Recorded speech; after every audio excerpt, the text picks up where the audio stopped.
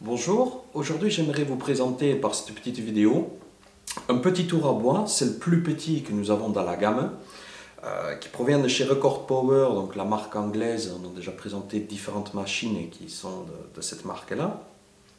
Alors c'est le plus petit, mais qui tient quand même pas mal la route. C'est une machine qu'on utilise notamment dans les stages, en plus des machines plus importantes bien sûr, et c'est celle aussi qui nous sert pour les démonstrations de tournage lorsqu'on va à l'extérieur, tout simplement parce que son encombrement réduit, son poids plutôt réduit, permettent de le manipuler et de le déplacer assez aisément, tout en ne créant pas de problème avec le fait que nos mandrins se montent dessus. On peut faire des stylos, on peut faire différentes choses, mais tout est plutôt standard, donc on n'a pas un équipement spécifique destiné à ce tour-là. C'est une machine qui est assez prisée par les clients pour un usage plutôt amateur, en dehors donc, du côté démonstration. On a un équipement, enfin des capacités qui sont quand même assez importantes pour une petite machine. On passe du 25 cm au-dessus du banc. Ça commence quand même à faire une assez belle assiette. Une longueur d'entrepointe d'un peu plus de 45 cm, rallongeable si besoin.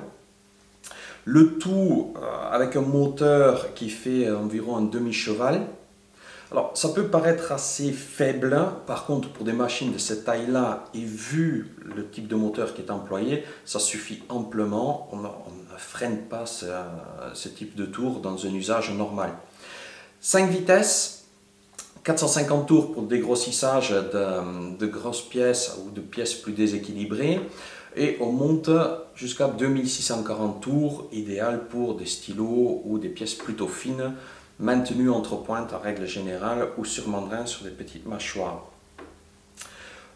Comme je vous le disais, ensuite les caractéristiques plus techniques sont ce qu'il y a de plus standard. L'arbre est fileté en M33, donc tout ce qui est mandrin taraudé direct ou avec adaptateur en M33 se monte dessus. Alors, faut pas exagérer, il ne faut pas les mettre des mandrins en 120 ou en 140 là-dessus. Déjà, les caractéristiques du tour ne sont pas du tout en adéquation avec ce type de mandrin. Ils sont trop lourds, trop gros. Par contre, tout ce qui est mandrin en 100 mm, 90-100, se monte aisément. Si vous voulez vraiment faire des toutes petites pièces, les petits mandrins ne sont jamais taraudés en M33, par contre il existe des bagues et des adaptateurs qui permettent tout à fait de les employer et donc d'avoir moins de masse en rotation et de capacité de serrage beaucoup plus petit. Code Morse 2, côté entraînement, côté contrepointe, donc d'origine livré avec griffe et contrepointe tournante bien sûr, mais si vous avez des besoins plus spécifiques, des contrepointes peut-être fixe ou monter un mandrin de perçage pour faire des perçages directement sous le tour, ça ne pose absolument aucun problème d'adaptation. Pareil côté entraînement, griffe plus petite, plus grande, pas de souci, ça se monte immédiatement. Il a toutes les caractéristiques que l'on peut attendre aujourd'hui d'un tour à bois, c'est-à-dire que blocage préexcentrique, sur le support de porte-outils, bien sûr, poupée mobile.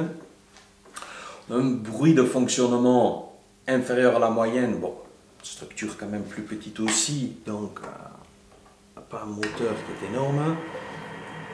Ah.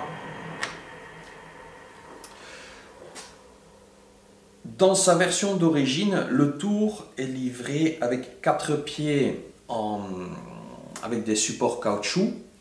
Donc, ça permet de l'équilibrer, de le placer parfaitement plan et d'absorber un petit peu des vibrations. Ça se justifie aussi par le fait que l'on ne monte pas des morceaux de bois trop déséquilibrés, trop gros dessus. Donc on n'a pas besoin de fixation hors norme. Si jamais vous voulez quand même pousser plus loin le tournage avec ce tour à bois-là, vous pouvez très bien supprimer ces pieds et le boulonner ou le visser directement sur un établi. Une fois de plus, nous on ne le fait pas, on ne l'a jamais fait, et dans un usage normal de la machine, on n'a jamais reproché le fait qu'il ne soit pas fixé sur son établi. C'est une petite machine qui est garantie 5 ans par le fabricant, donc pour l'instant on ne peut rien lui reprocher de ce côté-là. C'est assez simple, il n'y a pas de variateur, ou c'est un changement de position de courroie sur des poulies. Du moment où vous faites un peu attention que la courroie est bien alignée, pas surtendue, il n'y a pas de raison que vous rencontrez des problèmes à ce niveau-là. Par la suite, c'est une machine tout à fait ordinaire, un moteur de roulement. Il n'y a pas de raison, il n'y a pas de problématique technique de ce côté-là non plus. Voilà la présentation. Bon, c'est une machine qui est à laisser chez nous dans l'atelier et donc, comme je disais, sur différents salons. N'hésitez pas à venir le voir ou à l'essayer si vous avez envie d'en savoir un peu plus là-dessus.